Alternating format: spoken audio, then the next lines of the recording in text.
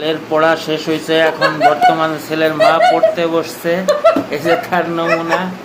আমরা এখন লাইভে যাব ছেলের মাকে নিয়ে। আচ্ছা, এবার তুমি বলো কোন টপিক নিয়ে তুমি বলবা? আমি কোনো টপিক পারি না, আমি মুখলা পড়া হয়। কোন টপিকের উপরে বলবো বলো? উনি আসলে না গাইড করা দিয়ে দেয়, আর আমি আসলে পাঠক। স্যারের বইটা অনেক সুন্দর, কিন্তু ওরা যদি বইটা পুরো মুখস্থ করাইতে পারতাম। অবশ্যই করবো, কেন করবো না, পাই না। তুই এই বইটা লেখ, তারপরে আমি তোর আরেকটাই কিনে দেবো, বই কিনে দেবো। সামনে মাসে এই নতুন বই কিনে দেবো যদি এটা শেষ করতে পারিস। বিরিয়ানি কি পছন্দ ঘরে আর খায়? এই আইসা মনে 3 বার খাওয়া হয়ে গেছে। 2 বার আমার মতন বিরিয়ানি হইলে মাংস হইলে এখন ওদিকে তাকায় না। এটা বিরিয়ানি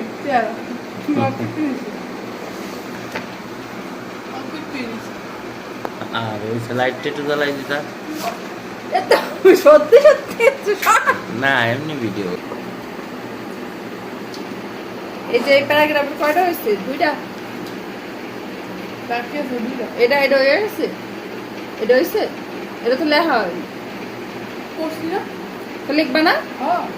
এটা লিখবা কালকে যে স্যারের কাছে, আর এই 2টা শেষ করবো, এরপর আবার নতুন কি দেয় সেই এটা তো প্যারাগ্রাফ পুরো মুখস্থ করতে হবে 10 মিনিট। ভালো বের জানি আমি 10 মিনিটে সব শেষ হয়ে যায়, এবং বাংলা ইংলিশ করে লিখতে পারে।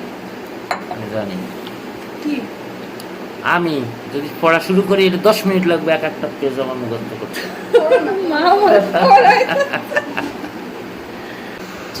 যেটা হয় সবসময় ভালোর জন্যই হয়তো হবে।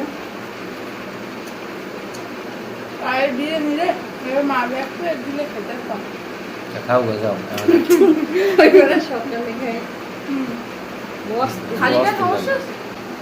এটা কবে করছো আজকে? গুড দিছে।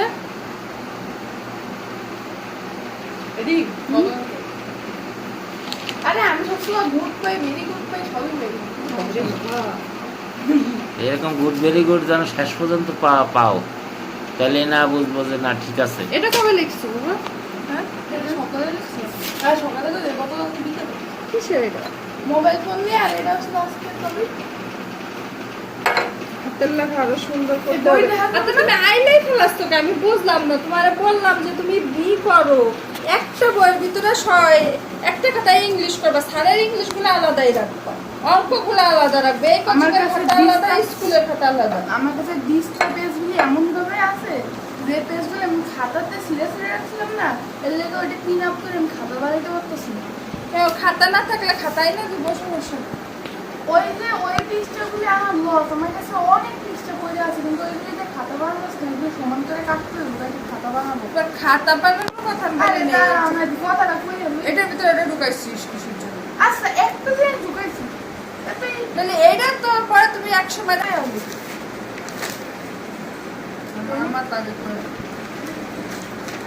আচ্ছা, আপনারা যারা ঢাকায় বসবাস করেন, বাংলাই কইতাম, আপনারা যারা ঢাকায় বসবাস করেন, আপনারা যদি একটা ভালো টিচার আর মানে ভালো ইংরেজি শিক্ষক চান, তাহলে আপনারা কম টাকার মধ্যে এখানে পড়তে পারবেন। এই স্যারের লোকেশন হচ্ছে উত্তর বাসাবো, মানে নর্থ বাসাবো, 128 নম্বর বাড়ি, মানে বাসাবোর কমিউনিটি সেন্টারের উল্টা পাশে একটা বিল্ডিং আছে, ওইটার নিচতলায় তিনি থাকেন। তার নাম্বারটা হচ্ছে 0198500679 আপনি এটা একটু লিখে দিও।